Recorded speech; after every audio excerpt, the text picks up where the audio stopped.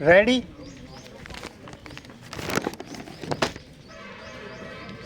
Start.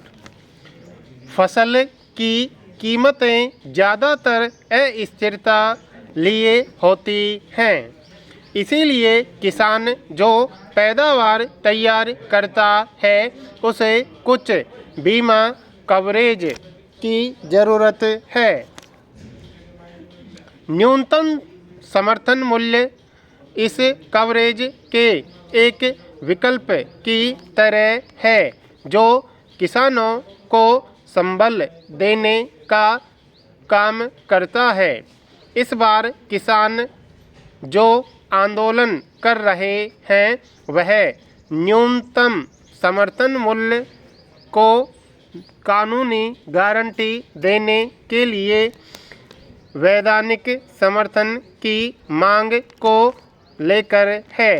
वैसे तो इस आंदोलन को 3 साल पहले के आंदोलन जैसा ही माना जा सकता है, जब केंद्र में संसद में पारित किए गए 3 कृषि कानूनों को वापस लेना पड़ा था। वर्ष 1967 में लागू एमएसपी एक तरह से मूल्य समर्थन योजना है जिसमें अनाज, दालें, तिलहन और वाणिज्यिक फसलों में खोपरा और कपास समेत 23 फसलें शामिल हैं। गन्ने के समर्थन मूल्य की घोषणा केंद्र और राज्य दोनों ही करते हैं। इस योजना को कानून के जरिए कोई वैधानिक समर्थन नहीं है। कृषि लागत और मूल्य आयोग की सलाह पर हर साल फसलों का समर्थन मूल्य तय किया जाता है। आयोग की सलाह केंद्रीय कैबिनेट स्वीकार कर भी सकती है और नहीं भी। विभिन्न फसलों के लिए एमएसपी की घोषणा के बाद भी कई मामलों में इसे केवल कुछ ही फसलों और ज़्यादातर गेहूं और चावल के लिए लागू किया जाता है। केंद्र सरकार कुछ राज्यों के साथ मिलकर एमएसपी पर गेहूं और चावल की खरीद करती है। यह भी कहा जाता है कि इस खरीद का लाभ कुछ चुनिंदा राज्यों को ही मिलता है। राज्य सरकारों को जो मंडी कर मिलता है वह खरीद की मात्रा के समानुपाती होता है। पंजाब जैसे राज्य के लिए यह राज्य के राजस्व का प्रमुख स्रोत है। मध्य प्रदेश जैसे कुछ राज्य कभी कभी दालों पर भी एमएसपी आधारित खरीद नीति लागू करते हैं। महाराष्ट्र सरकार ने सभी व्यापारियों के लिए एमएसपी पर ही दालों को खरीदे जाने की नीति लागू करने की कोशिश की तो व्यापारी वर्ग के असहयोग का सामना करना पड़ा। महाराष्ट्र सरकार को उम्मीद थी कि निजी व्यापारियों की खरीद से सरकार को अपने बजट से भुगतान की ज़रूरत नहीं होगी, लेकिन सरकार को इस योजना से किनारा करना पड़ा। ऐसे में व्यावहारिक रूप से सिर्फ गेहूं और चावल ही किसानों के लिए मददगार साबित हो रहे हैं।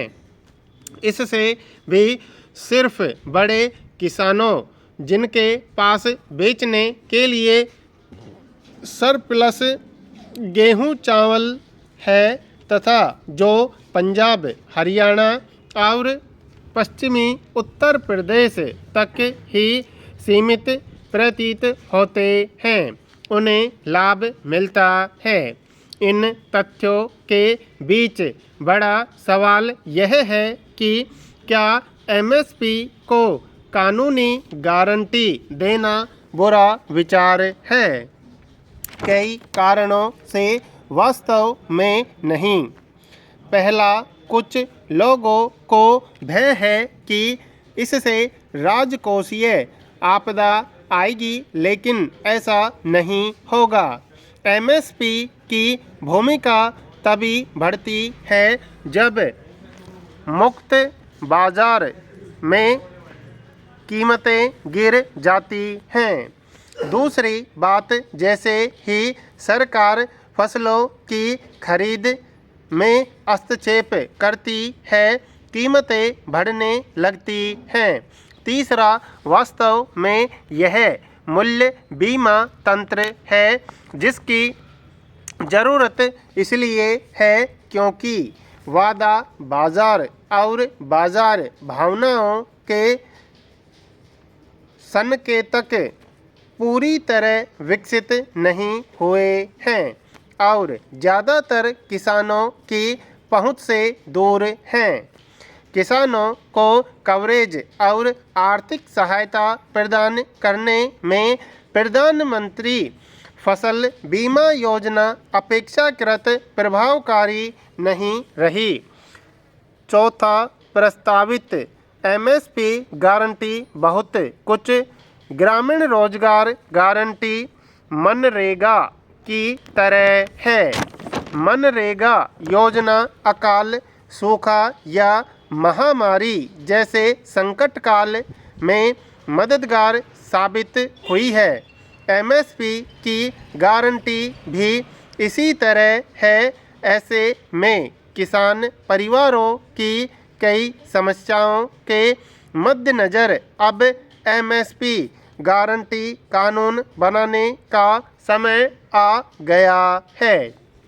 अब सिर्फ लागत और लाभ के संदर्भ में कानून की संभावना का मूल्यांकन प्रासंगिक नहीं है। एमएसपी मुद्दे से हटकर कुछ दूसरे तथ्यों पर भी विचार करें।